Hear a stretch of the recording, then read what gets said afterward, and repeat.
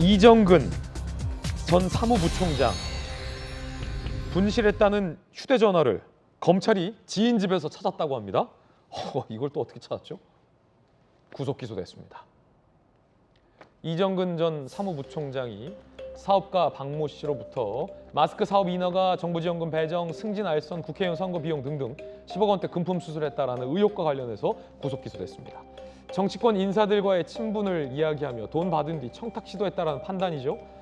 알선 수재 정치자금법 위반 혐의로 기소가 됐어요. 구속영장이 나왔다는 거죠.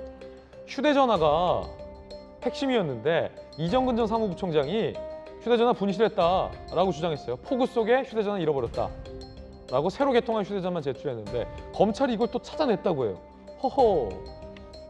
지인 자택에 숨겼다라는 첩보를 검찰이 입수하고 이정근 사무부총장의 진짜 휴대전화죠. 과거 휴대전화를 확보했다라고 합니다. 거기에는 유력 인사들과의 통화 내역이 있어서 분석 중이라고 합니다. 박성배 변호사님, 강력경사 출신이잖아요. 분실했다는 말은 그럼 사실과는 좀 멀어 보이고 지인 집에 이제 숨겨놓은 것 같은데 정황상 검찰이 이걸 또 어떻게 딱 확보했을까요?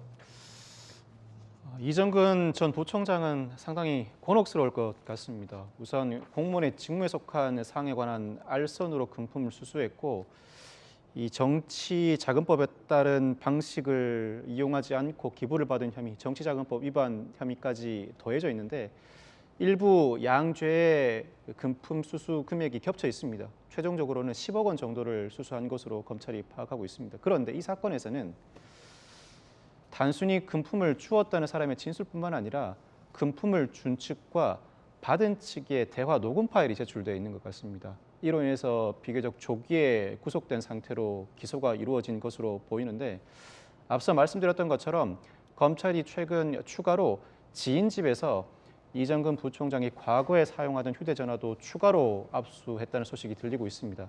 더 문제는 이 휴대전화에는 정치권 인사들과의 대화 내용도 녹음 파일로 존재하고 있는 것으로 알려져 있습니다.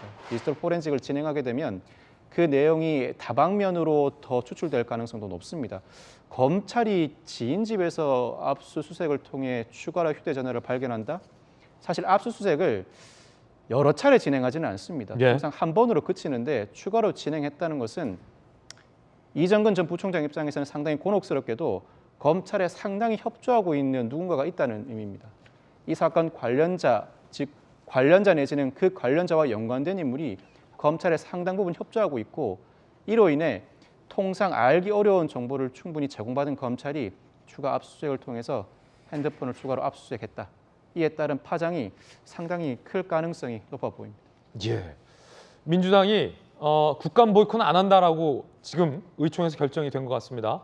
아무래도 오늘 많은 출연진들이 이 검찰 압수수색과 국감 보이콧은 너무 연관성이 좀 없다라는 지적이 있었는데 마침 민주당 의총에서 국감은 정상적으로 한다라는 결정이 나왔습니다. 왜냐하면 국민들을 위한 국정감사이기 때문에 쉽게 보이콧해서는 안 되는 거죠. 잘된 결정인 것 같습니다. 뉴스 속보 전해드립니다. 자, 두 번째 뜨거운 뉴스 함께 보시죠.